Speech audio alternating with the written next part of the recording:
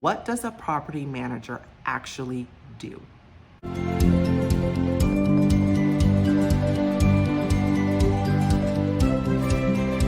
Hello everybody, it's me, Lady Burke, and I am back for another fun video on property management. Whether or not anyone that's watching us celebrates Easter, I just hope that everyone is having a great Sunday with their friends and families. So this video will be about property managers, their responsibilities. What does a property manager actually do?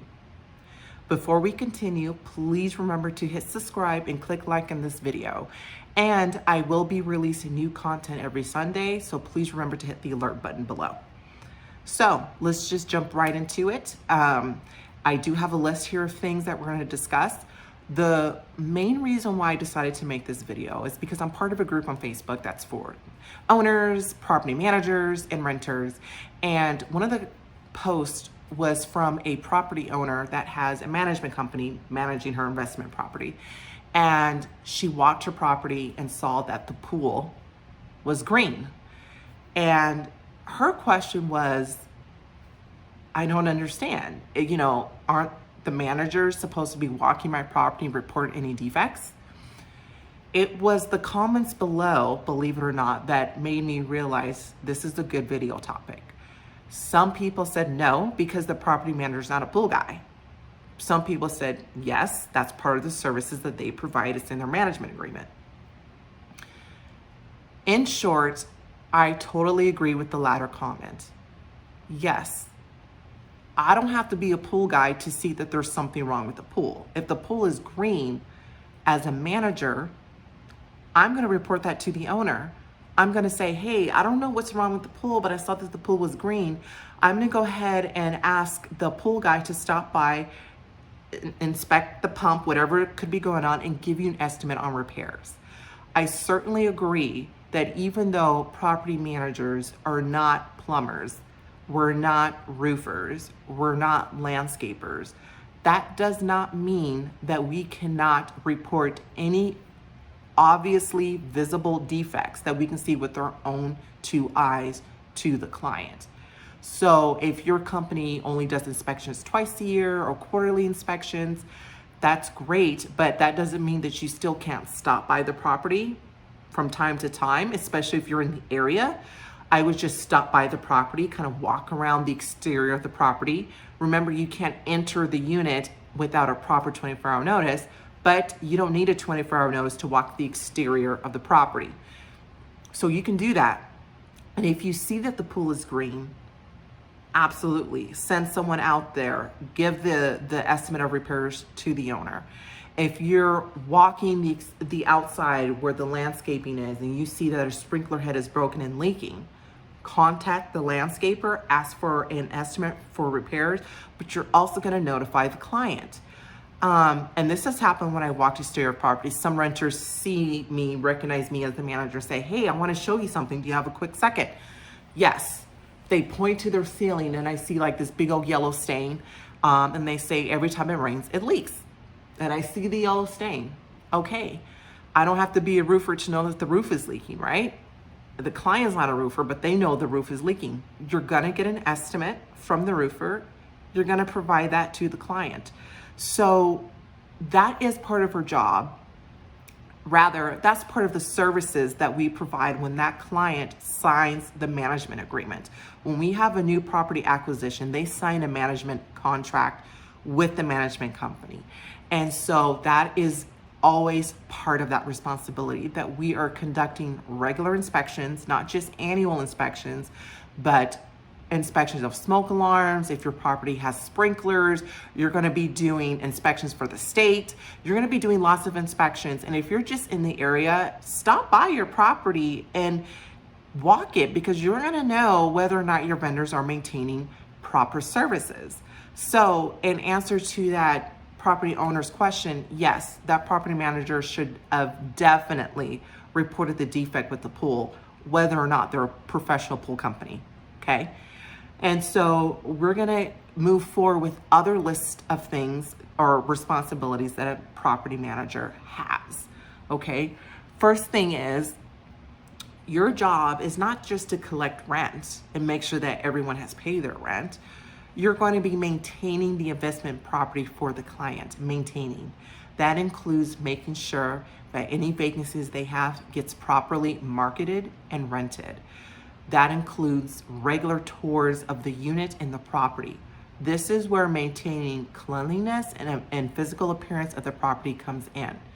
The unit that you have available for rent may be absolutely beautiful, but if your landscaping is awful, dead, ugly, whatever, if there's trash everywhere, that's going to detract from the tour of the unit. So you want to make sure that the property is physically maintained. Then once you, sorry, see my cat in the background. Once you do that, you're accepting applications. You are processing applications. You are approving applications for rent. You are getting them moved in and having them sign a rental agreement. You're also maintaining all other lease renewals on the property. And if it's a new property acquisition, you would absolutely make sure that everyone is on the same rental agreement. This is extremely important, okay? This comes up so many times in property management where some tenants are on this agreement, others are on this agreement. So you definitely want to make it a habit with the new property acquisition to get everyone on the same rental agreement. You're also going to be coordinating maintenance repairs, okay? So not just with the exterior of the property, like the landscapers and the pools. If there's residents, you're going to be coordinating those repairs. If they report a leak inside their unit from a sink, a faucet, whatever, it's going to be your job to coordinate the project of repairs. You're going to send a vendor out there. You're going to get an estimate for repairs. You're going to present it to the owner, get it approved, get the work done. A lot of management contracts have a cap where a manager can approve repairs without owner approval. Sometimes that cap is up to 500, sometimes it's up to 1,000, depending on if it's a corporate management company. So you're going to want to be familiar with your management agreement as well. Then, in addition to coordinating repairs, you're going to be maintaining all files and all correspondence logs, because believe me, that will save you. Some owners, let's remember that yes, our owners are our customers, they're our clients, they forget, they're human, and sometimes they forgot that they approved a bid. I've had this happen, I don't remember approving that. Well, maintaining your correspondence logs is going to save you. Maintaining those maintenance files logs where you have the owner's written approval attached to the work that was done. If you use software where you can upload that into the system like Yardi, I would certainly do that, especially if it's a big repair. The owner gave you written consent, they said approved, you're going to upload that into Yardi, whatever platform you guys use to save that, and that's part of maintaining correspondence logs, not just between you and the client, you and the resident. Let's be honest, how many times have we had a resident say, I've reported this 5 times, you guys never done anything about it? Maintaining those maintenance files is going to help you. And last but not least, you are going to be maintaining invoicing and billing payments. You're not the accountant, but you are the one that's communicating with the client on what needs to be done. So once the client provides you with approval, it is your job to make sure that those invoices are coming in to you for payment, okay? This is also a big cause of complaint for clients. I've seen it where they go through their monthly statements, they see that bills are not being paid. Vendors have reached out to clients personally and said, I've given this invoice to the management company 3 times, still not paid. Clients have had liens put on their property, and this has resulted in termination of services between client and the management company because their system isn't working. And I've seen some old school systems that has resulted in invoices getting paid 3 to 4 months late. So all of this is important, and you're the agent. The owner hired, even though the owner technically hired the management company, you're employed by the management company to be the agent for this client. So it is very important to understand what your responsibilities are, that you're providing customer service, not just to the client, but to the renters.